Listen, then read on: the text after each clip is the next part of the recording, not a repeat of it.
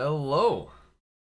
This video is definitely long overdue, but we're here now. Finally managed to get to it. I feel bad for Tommy the Jedi, who's been asking for this Sire guide for peers for a year now. It just I could not get a Sire task. I at the time Kona was released, and it was just top priority because of Hydra, and I was going for dragon throwing axes from like drakes and worms. And I just could never get a abyssal demon task in the Sire layer. So that's why it took me forever to make this video. But anyways, here we are. Let's get started. So for inventory, starting off with food, I bring sharks. I changed my mind between monkfish just because they heal 16 and sharks heal 20.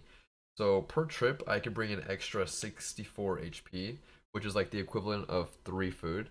So that's definitely worth it. You could you could bring higher food. You could bring like manta rays or anglerfish, but the difference between manta rays and sharks is only like 30 HP more, so that's only one more food slot. I think it's just cheaper to bring full inventory of sharks. 3 cram bams if you wanted to for the food combo. For clutch situations or near the end of the kill when you're trying to tank out Sire, or in case of like an emergency. For potions, I bring full range pot just because I'm mostly ranging Sire. I bring super attack to increase my accuracy on landing the hammer specs, to try to land at least 1 spec per kill. I don't really need to bring a super strength because I'm not going for a max hit with the hammer. I just want to make sure I land 1 spec. If I fail, then I'll try to go for a second spec. If I fail twice, then I'll still continue the trip. It's still possible, but it just takes longer to kill. If I land the first spec, then I'll save the second spec for the next kill, just in case the second kill it takes me like 2 tries. And then I bring a stamina potion because I'm running from Edgeville all the way to the Abyss to Sire. And then there's also a lot of running between the 4 different vents that you got to kill or destroy. I bring anti-poisons for the poison pools that he'll spawn underneath you. A cool trick or a cool tip is by pre-potting your anti-poison, you can actually avoid a lot of initial damage. If you like when you pre-pot or when you prot your super attack, the spec during the melee phase, that's when I like to pre-pot the anti-poison as well. Or during the last phase, or whenever you actually see the anti-poison run out, you can bring an antidote if you wanted to last longer. But yeah, if you already are immune to poison, if you do accidentally take poison damage, it's a huge reduction. If you don't take it ahead of time, then you'll take like the first initial hit, if it's right below you, is like 26, so it's a lot of damage. And then I bring 3 prayer potions because I thought I just needed 2, but if you don't land both specs, it is a longer kill. And with 2 prayer pots, you're not gonna make it. So 3 prayer pots is a guaranteed 2 kills per trip. Usually 3 kills on average, but yeah, 3 for that insurance. You bring 2 prayer pots and fail 2 specs. Not guaranteed on that second kill per trip. So definitely bring the third one. And then you bring your house tabs and then runes, 6k of each, your air runes, and then rune pouch will have soul, blood, and death runes. Those are for Shadow Blitz to wake up and to put Sire asleep. And then Blood Barrage to heal off the minions at the safe spot. For Blowpipe, I highly recommend bringing Rune Darts minimum. Addy Darts don't cut it for the DPS. If you don't push out enough DPS on time near the end of the kill, you have to restart the whole trip, and it's really annoying. So definitely need rune darts, and then if you can afford it, bring dragon darts. For the gear, I bring max range bonus. I think that's a higher priority than prayer, because of the DPS challenge. You could switch out your bracelet with black d'hide van braces, but since you're on task and near the end of the kill, sometimes it could be close call and a clutch kill, and I tend to forget to switch into my van brace.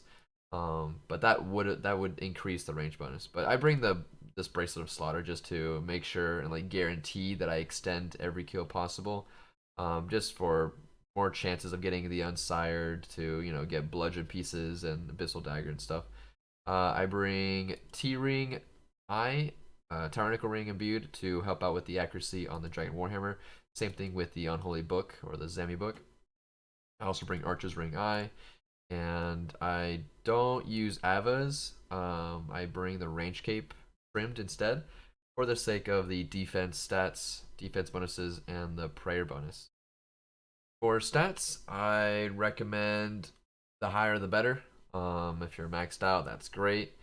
But if you're just starting, if you want to rush Sire, bare minimum 75 range for blowpipe and 60 attack for the dragon warhammer, and then whatever strength you have with that. But if you struggle getting a kill or two, then definitely increase your combat stats. For prayer, quick praise, I use protect from melee, eagle eye, and preserve. Preserve helps boosting my potions longer. And that's pretty much it. The reason why I equip my hammer and my book instead of the blowpipe is just for the fact that I can bring in extra food in my inventory before every trip, so that's nice. And yeah, let's head on over there and get started. So I'm in the north side of Edgeville, at the ditch. I will be going over here to the mage to get teleported to the abyss. And this is unfortunately the only way that Iron Man Peers can get to Sire, since we can't use fairy rings, since we can't do nature spirit. So once I get teleported, I want to sip on my prayer pot and turn on melee pray to avoid the initial damage, and then go towards the exit or the entrance to Sire, which is on the most southern spot on the map. There's no map right here, but you can see you'll get teleported on either like the left or right side, and just go to the far right so you find the passage. Just to give you an idea where it's located, it's just the far north room, this dungeon. Sip on my stamina, start regenning, and then once I get there, I will explain how to kill the boss. Right about here, when you see the tentacles, you made it. Alright, time to kill it. So now that we're here, I'm going to drop one food so then I can equip my blowpipe. Then repot my range pot and stamina in case I need more run, and put on my prayers. I'm gonna wake up Sire now. I'm gonna put him to sleep. Once I see the eyes open up is when I know I can put him to sleep. Keep in mind you could splash, so don't always assume that you're gonna land the shadow blitz. Reason why I go for the top left and right systems is because it's a shorter distance than going for two on one side. I could bring a crystal bow, but I'd rather bring an extra food in my inventory. Once I see the eyes open up, then that's my cue that I can go to sleep. Go for the other two systems. I want to say that if you see a 43 mage XP drop, that's when you know you land the Shadow Blitz. If it's a different XP, then that's your cue that you didn't land it. Hopefully I can make fourth kill on time. Yeah. I'm gonna go pre-pot my super attack, pre-pot my anti-poison to avoid any poison damage. I'm always gonna sip on the super attack potion every time I spec.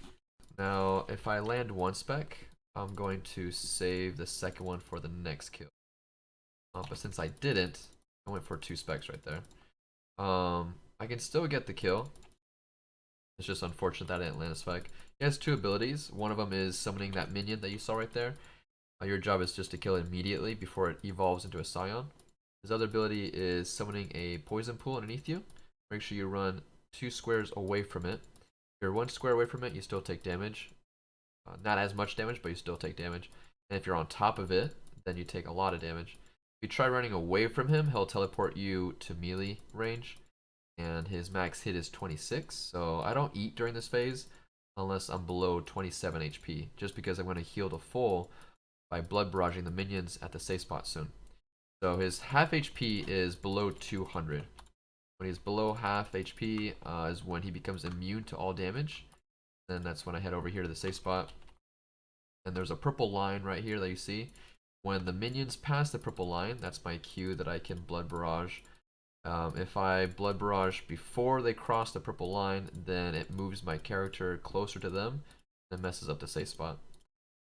I like to right click on the minions just because if you try Blood Barraging the smaller minion, as they evolve to a Scion, the spell would cancels out. Now that I finished that, I'm gonna go for 140 HP on him. Now he's gonna be summoning up poison pools. So I just move away every or every 2 squares, and I can attack him 3 times before I have to move. This is the part where DPS matters. The second most crucial time to do DPS. Once he goes below at 140 HP, he'll then teleport me, and I have to make sure I move away. If I don't move away from him, I'll take a lot of damage from him opening his body. And once I get teleported, I will then start praying range. And then heading back to the same aisle, this lane. I like to stay here. I got teleported, pray range, head over back to this spot. And when there's 3 pools is when I run to the safe spot. So that's number 2. Go for number 3. Do 2 attacks, run over here. Get inside this zigzag, this little dip, this pocket. Take 2 tentacle hits, sometimes only 1 if I'm fast enough. But wasn't too bad. That's the moment where you try to stay above 60, I would say 60 to 70 HP, because they can both hit like 30, I think 31. If I don't kill it in time, then the poison pool spawns, and the minions despawn. Then they'll respawn eventually. So it's crucial to do as much damage as possible during that last phase. Otherwise, worst case scenario, if they respawn and you start moving over here to kind of give yourself some space, you just start eating and running back and forth. You run over here, they turn into Scions by then, and so they'll try to like follow you, and then you have to tank and then keep going like back and forth until you finish that kill. If you don't have enough food or you think you're gonna die, that's the point where you just teleport and reset the whole trip. Also, one thing I forgot to mention is when your range stat drops to 109 out of 112, that's when I repot, and that's gonna help out with more DPS per kill. And during the last phase, when you're trying to go to the safe spot and you're right here and you're running over here, if one minion does sneak by you and like get through, you can prefer to attack it and then go back to Sire. Not a big deal, but it happens sometimes. I think I'm gonna do one more kill, this time without commentary, just so you guys can see everything that I've told you guys one more time.